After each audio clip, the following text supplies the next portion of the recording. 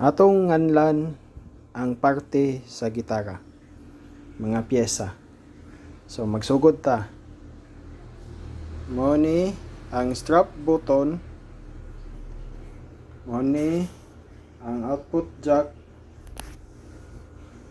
mao ni ang tone, mao ni ang volume, mao ni ang switch diin nakatungtong sa plate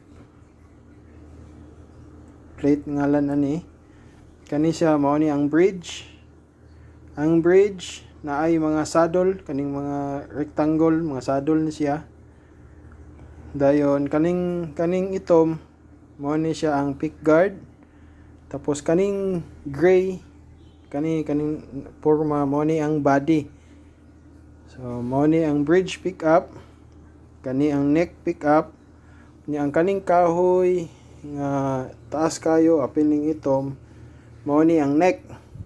So ang neck na ay nut ang ngalan na ni, kaya ang uban galibog po sila sado nilang kon pero nut ni siya. Dayon mo ni ang mga string retainer, mo ni sila ang mohatag og angle sa mga string, mo retain sila. Dayon mo ni siya ang machine heads, machine tuners nga mag-tune sa kada string. Tapos ang kaning bangag ani mo ni ang truss rod. Nay truss rod sa ilalom ani.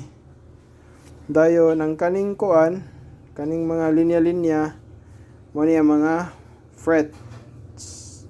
So ang truss rod, pakitonta mo sa itsura sa truss rod.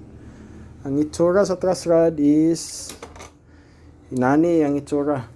Kani mo ni ang itsura sa truss rod, no? Kani mo ni ang nasa ilalom ani. Mo ni ang truss rod. So kani nga truss rod is kuan ni siya, double action, no? Double action.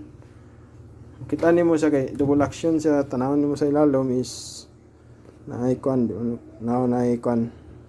sa sulod ang adjustment.